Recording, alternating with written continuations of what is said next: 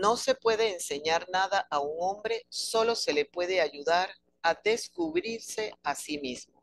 Galileo Galilei.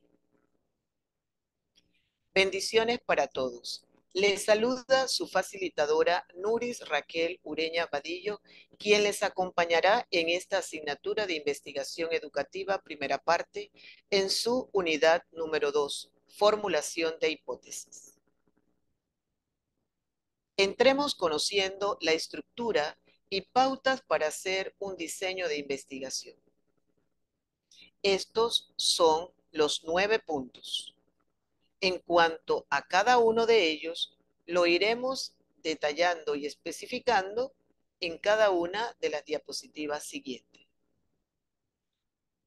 Recordemos que el nombre de la investigación debe concentrar completamente en un título específico lo que realmente indique la investigación. El tema de investigación es básico y se delimita en los siguientes aspectos. Contenido, que van a ser aquellos puntos de interés que tiene el investigador. El espacio, van a ser esas características geográficas del sitio donde será realizada la investigación. El tiempo que dure esta investigación será otro de sus puntos característicos. Y por último, una breve descripción general del problema. Observamos allí el ejemplo de un nombre del título de un diseño o una investigación, donde cuenta con sus 3 elementos. Observamos cómo el tema de investigación se ve reflejado su contenido, el espacio y el tiempo. Una vez elaborado nuestro título, procedemos entonces a lo que conocemos como los antecedentes.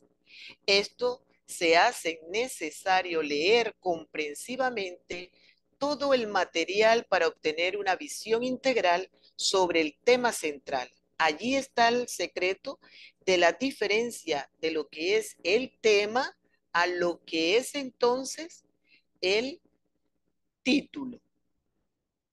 Y cuando hacemos el antecedente, entonces vamos hacia el tema. Y buscamos también esos temas colaterales basados en las fuentes primarias, secundarias y terciarias. Las fuentes primarias van a ser las referencias que brindan información de primera mano sin haber recibido ningún tipo de tratamiento interpretativo con fines didácticos o de registro de información. Tenemos las fuentes secundarias que hacen referencia a todo lo que son las compilaciones y resúmenes analíticos de referencias publicadas, comentarios técnicos, y estos entonces por algunos especialistas quienes han sintetizado el contenido de la obra. Y también contamos en los antecedentes con fuentes terciarias, que van a ser aquellos documentos que compendian nombres, títulos de revistas, periódicos, conferencias, simposios, mesas redondas, foros, entre otras. Ahí están nuestras 3 fuentes para un excelente antecedente, donde también vamos a considerar aquella literatura que da sustento académico a los planteamientos centrales de toda investigación, donde también se considere esa especificación de los problemas. Vamos a permitir que el evaluador determine cada uno de los temas de investigación que está por estudiarse. Los antecedentes deben exponerse de una manera breve, clara y estar orientados siempre hacia la hipótesis de la investigación. También debe exponer el estado actual del tema. Por eso que nuestra información debe de ser veraz y debe de ser de las más recientes que se estén dando. Y debe de huir de antecedentes largos y complejos. Después de haber hecho nuestro antecedente, seguimos a la justificación. Y allí tiene que ser una justificación que va a ser redactada de una manera convincente para que así se pueda lograr que la investigación sea exitosa. Debe entonces explicar el por qué es conveniente desarrollar la investigación. También debe de explicar, además, todos los beneficios y también las posibles soluciones a esta problemática que se está presentando. Se trata entonces de resolver un problema real o teórico que no se haya estudiado y que reclama una solución. Esta justificación va así a resolver y a darnos esos beneficios que necesitamos, y esto nos lo da una buena investigación. Aquí ustedes van a ir viendo en la pantalla algunos puntos importantes o elementos que deben de tenerse en consideración al realizar la justificación. Debe de verse una necesidad de realizarla. Generaciones de beneficios desde un punto de vista práctico, que sea útil, que tenga una vista teórica de peso, por eso que se habla de un valor teórico, de tener una utilidad metodológica, que tenga una función de alcance y los aportes que hace el investigador profesionalmente se vean allí plasmados. Ahí es un ejemplo de una justificación. También la justificación debe de ser redactada en lo que hablábamos y decimos siempre de forma deductiva o de forma inductiva. Deductiva cuando agarramos un tema de lo general a lo particular. Es decir, que lo traemos desde la parte de la globalización y lo vamos delimitando, cerrando hasta llegar a un punto específico. Yo puedo hablar de la deserción escolar como un tema general y llevarlos en una forma general que es deserción escolar, cómo afecta a nivel mundial, cuántos jóvenes quedan sin estudio, niños se salen de sus estudios, y voy bajando, voy desglosando, llego al continente americano, hablo del continente americano y qué aportes hay sobre la deserción escolar en América, y lo voy bajando a América Central y lo traigo hasta llegar a la República de Panamá. Una vez ya dado en Panamá, lo pongo en un punto particular, el distrito, provincia, donde estemos. Eso es entonces la forma deductiva. Igual de forma inductiva, que es de lo particular hacia lo general. Así también se redacta una justificación. Veamos en la parte del problema. El problema se redacta en preguntas, una pregunta, y allí podemos observar en pantalla algunas de esas preguntas con las que podemos hacer nuestro problema, diferente al planteamiento del problema. Cuando yo hablo del planteamiento del problema, tiene su estructura, tiene su investigación, ya he leído antecedentes, ya he hecho mi justificación, entonces redacto mi planteamiento con base, con sustento, argumento, contexto, con estudios, con información, y luego entonces termino con la pregunta que va a ser el problema.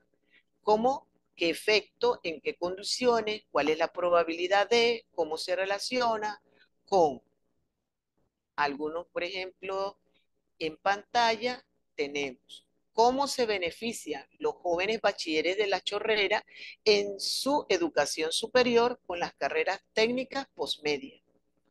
Estos son problemas, preguntas, signos de interrogación al inicio y al final. En el objetivo, centrémonos aquí. Se utilizan verbos en infinitivo, es decir, la primera palabra debe de terminar en ar, ir.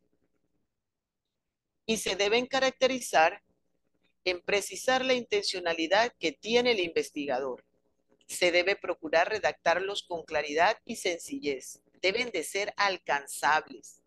No se nos puede pasar eso. Debe de ser siempre alcanzables. Los específicos van a ser entonces, eh, son los que va a hacer el investigador, no va a ser el general, ya que este va a alcanzar los resultados de mi investigación. Son el resultado de la investigación. Algunas palabras con las que yo puedo comenzar mi objetivo puede ser aplicar, analizar, asociar, clasificar, identificar, ilustrar, inferir, entre otros. Veamos entonces específicamente el objetivo general, que va a hacer referencia al problema planteado en su totalidad y que se va a hacer para investigar al mismo. En cambio, los objetivos específicos apuntan a cada parte del problema, señalando a los distintos aspectos del investigador, los que van a permitir llegar entonces al conocimiento buscado. Vemos en pantalla algunos ejemplos de objetivos. Ahí está un tema, está el objetivo general y están los objetivos específicos. El general, ahí lo observan, va a analizar las causas principales de la desnutrición. Y los específicos, entonces dicen, van a reflexionar sobre esos efectos que produce la desnutrición. Va a comprender el porcentaje de la desnutrición y va a comprender cómo el concepto de falta de alimento va a variar. Esos son algunos ejemplos que tenemos aquí. Miren cómo esto va ligado, cómo el título se redacta, ahí está en pantalla, cómo llega el objetivo general que va a, y llega el momento en que se repite. Si yo quiero hacer mi título, va a ser una propuesta de capacitación en evaluación, miren el objetivo. El objetivo va a proponer ese programa de capacitación, o sea que vamos a ver que están conectados. Y luego los específicos, dice el primero, va a identificar, va a analizar y termina diseñando pues precisamente ese programa de la propuesta de capacitación que se quiere. Ahí está la esencia medular de nuestro trabajo. Pero llegamos a las hipótesis. Las hipótesis indican lo que estamos buscando o tratando de probar y pueden definirse como explicaciones tentativas del fenómeno investigado, formuladas de una manera de proposiciones con conceptos, juicios y raciocinios tomados de la realidad. Es una explicación preliminar. Nos va a ayudar a ordenar, sistematizar, estructurar un poco el conocimiento que ya tenemos para poder saber qué es lo que estamos buscando o tratando de probar. Es allí entonces donde podemos decir que las hipótesis resuelven cada uno de los objetivos generales y estos resuelven cada problema. Las características de las hipótesis deben referirse a una situación social real. Esto es que debe de ser racional, sobre todo que existe. Y no estaríamos hablando de un mundo imaginario. Debe de ser entonces socialmente real. Debe de ser lógica y acorde con fenómenos conocidos y no estar en conflicto con leyes o principios ya establecidos. Allí nosotros, nuestros principios, nuestros valores, todo tiene que estar al margen y no puede manipularse en un método científico para obtener resultados que yo quiera. La relación entre variables propuestas por una hipótesis debe de ser clara y lógica. Miren, siempre escuchamos hipótesis y se nos viene a la mente variables. El término de variables de la hipótesis tienen que ser comprensibles. Esto es que tenga una adecuación entre la gente a la que será dirigida con el lenguaje utilizado en la proposición. Algunos le llaman a la hipótesis que son nuestras suposiciones. Vemos una tarde, un día que está haciendo, que debe de verse el sol y lo vemos lleno de nubes oscuras, entonces decimos va a llover. Eso es una suposición. En nuestra hipótesis, el cielo está nublado y por lo tanto cuando está nublado es porque va a llover o está lloviendo en algún lugar cercano. Son suposiciones. Entonces yo hago una serie de pasos para poder verificar si esa hipótesis es o no es. La hipótesis debe de ser la transformación directa de las preguntas de la investigación. La hipótesis deben de ser medibles. Y también deben de ser las expresiones de hipótesis libres de los valores propios del investigador. Era lo que les decía ahorita. Y aquí viene pues la interesante, cuando elaboramos una hipótesis, tenemos que tener estos elementos presentes. Una hipótesis tiene como primer elemento la unidad de observación. Asume el papel del sujeto de las proposiciones. Entonces van a ser individuos, grupos sociales, viviendas, instituciones. Vamos a ver las variables y tendremos variables independientes que van a ser los fenómenos o situaciones que van a explicar y determinar la presencia de otro fenómeno y puede ser manipulada por el investigador. Y tenemos las variables dependientes que van a ser esas conductas o fenómenos que requieren una explicación científica. En estos casos tenemos sexo, estado civil, nivel educativo, salario, religión, entre otros. Otro de los elementos van a ser los elementos lógicos, que van a estar relacionadas entre las unidades de análisis con las variables. Entonces allí se puede también decir que otro de los elementos de la hipótesis es la operacionalización de las variables. Recordemos entonces que las variables, como su nombre lo indica, tienen la propiedad de adquirir diversos valores, los mismos que pueden medirse y aplicarse a personas, a objetos también, los cuales por sus características, atributos, rasgos, cualidades, pueden adquirir diversos valores respecto a otras. ¿Cuáles son los tipos de hipótesis? Esos tipos de hipótesis tenemos que recordar también cuáles son esos tipos de investigación. Entonces, en esta parte tenemos la hipótesis descriptiva, que van a ser aquellos que se caracterizan por señalar la presencia de ciertos hechos o fenómenos en la población de objeto de estudio. Allí tenemos un ejemplo de lo que es una hipótesis descriptiva. Vemos también la hipótesis correlacionales, que van a relacionar dos o más variables en forma de asociación o covarianza, o sea que están relacionadas. A mayor nivel de ingreso, mayor nivel de consumo. Tenemos la hipótesis que establecen relaciones de causalidad. Estas van a establecer relaciones de causa y efecto. Ahí observan algunos ejemplos de ellas. Entonces, aquí en este cuadro tratamos de resumir lo antes hablado sobre los tipos de hipótesis a nivel exploratorio, descriptivo, correlacional y explicativa. Es así entonces donde un investigador debe presentar una hipótesis. Redacta la hipótesis completa.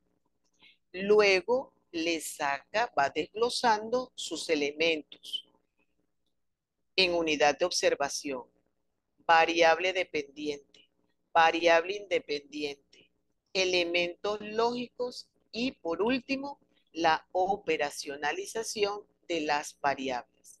Es así como se presentan las hipótesis. Pueden ser una o pueden ser dos, pueden ser tres, de acuerdo también al interés del investigador. Nosotros entonces estaremos profundizando en nuestros encuentros. Cada uno de estos temas, su elaboración, y veremos así cómo la práctica nos va a ayudar a sacar adelante nuestro diseño de investigación. Quiero cerrar diciéndoles, no se puede enseñar nada a un hombre, solo se le puede ayudar a descubrirse a sí mismo.